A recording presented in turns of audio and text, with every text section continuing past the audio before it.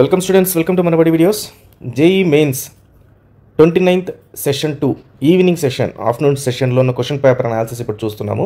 So already morning మనం session 1 morning session గురించి అయితే డిస్కషన్ జరిగింది, మంది దాని అనాలిసిస్ అయితే ఇవ్వడం జరిగింది. సో మార్నింగే చెప్పడం జరిగింది ఫిజిక్స్ మాత్రం మనకు డిఫికల్టీ లెవెల్ ఎక్కువగా ఉంటుందని. అదే విధంగా physics moderate to difficulty level కింద మెమరీ బేస్డ్ ఎవరైతే స్టూడెంట్స్ అపీర్ అయ్యారో వాళ్ళని కనుక్కొని ఏ చాప్టర్స్లో వచ్చాయి అండ్ డిఫికల్టీ లెవెల్ ఏ రకంగా ఉందని ఒకరు ఇద్దరు కాదు, చాలా కొన్ని టెన్స్ ఆఫ్ స్టూడెంట్స్లో తీసుకొని వాళ్ళందరి దగ్గర అనాలిసిస్ తీసుకొని ఆ చాప్టర్స్ పేర్లు అవన్నీ మీకు ఇవ్వడం జరుగుతుంది. సో దట్ నెక్స్ట్ కమింగ్ డేస్లో 30th, 1st, 31st ఏదైతే ఉందో మీరు దీన్ని బేస్ చేసుకుని ప్రిపేర్ అవ్వచ్చు. సో 31st అంటే రేపు కూడా ఎలా ఉంటుందని వీడియో ఎండింగ్లో మీకు ఒక హింట్ ఇస్తాను. సో దాని తగ్గట్టుగా మీరు రేపు ఆ ఏ చాప్టర్స్ ఏ రకంగా ప్రిపేర్ అవ్వచ్చు అనేది కూడా చెప్తాను. సో దానివల్ల మీకు యూజ్ అవుతుంది. ముందుగా అయితే ఈరోజు సెషన్ 2 ఈవినింగ్ సెషన్లో మనకు ఏ రకంగా ఉందో చూద్దాం. కెమిస్ట్రీ అయితే ఈజీగా వచ్చిందని చెప్పేసి చెప్పడం జరిగింది. మోస్ట్ ఆఫ్ ద క్వశ్చన్స్ అన్ని కూడా థియరిటికల్గా వచ్చింది. అయితే with maximum number questions from organic and inorganic chemistry అని చెప్పి, అలాగే ప్రామినెంట్ చాప్టర్స్ లైక్ హైడ్రోకార్బన్స్ కానీ, స్ట్రక్చర్ ఆఫ్ ఆటమ్ కానీ, ఈక్విలిబ్రియం, బయోమాలిక్యూల్స్ వీటి నుంచి ఈ క్వశ్చన్స్ ఎక్కువగా అడిగారని చెప్పారు.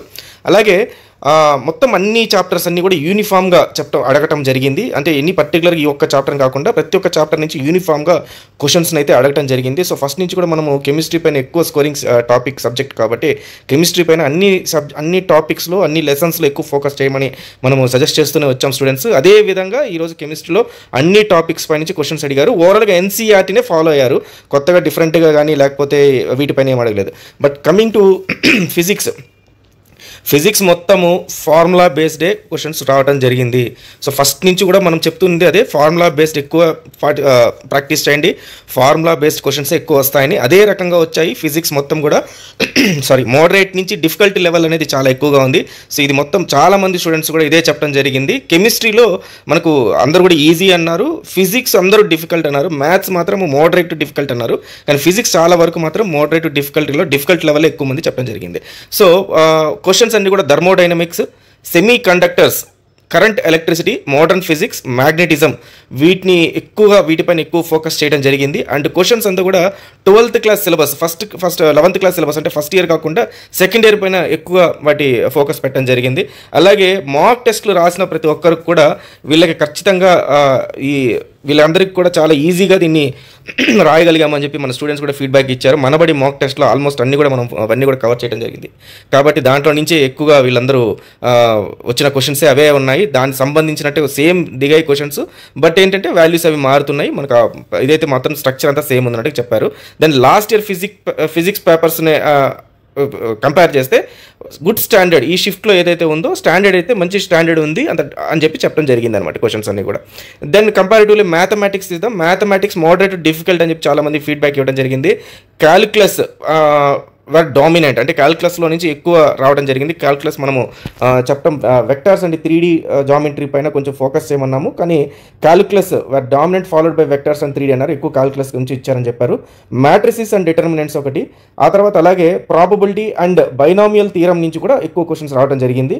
తర్వాత టాపిక్స్ కెమిస్ట్రీ లాగే వీటిలో కూడా అన్ని టాపిక్స్కి ప్రయారిటీ ఇచ్చారు. ఇప్పుడు ఇవి రెండు క్వశ్చన్లు 3 క్వశ్చన్లు అడిగితే మిగతా చాప్టర్స్ అన్ని కూడా 1 క్వశ్చన్ అడిగారు అనేది ఫీడ్బ్యాక్ రావడం జరిగింది.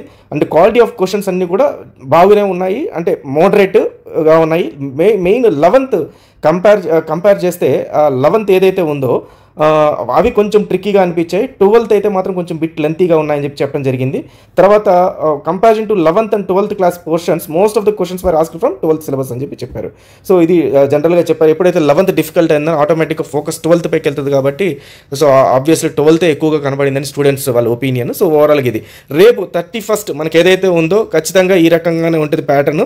ఎందుకంటే ఎవ్రీ 3 years 4 years నుంచి మనం ఈ రకంగానే చూస్తున్నాం కాబట్టి 30th రోజు ఏదైతే ప్యాటర్న్ ఈ రకంగానే ఉంటుంది. థర్డ్ డే ఎప్పుడు ప్యాటర్న్ కూడా మార్నింగ్ షిఫ్ట్లో మీకు ఖచ్చితంగా physics and chemistry moderate to easy to moderate ఉంటుంది. అండ్ మ్యాథమెటిక్స్ మాత్రం మోడరేట్ టు డిఫికల్ట్ లెవెల్లో ఉంటుంది. అదే ఈవినింగ్ షిఫ్ట్ తీసుకుంటే, ఆఫ్టర్నూన్ షిఫ్ట్ తీసుకుంటే మీకు మ్యాథ్స్ మీకు మోడరేట్గా ఉంటుంది, ఫిజిక్స్ మాత్రం డిఫికల్ట్గా ఉంటుంది, కెమిస్ట్రీ మోడరేట్గా ఉంటుంది. సో ఈ రకంగా రేపు ఉంటుంది. సో ఇది మన అనాలిసిస్.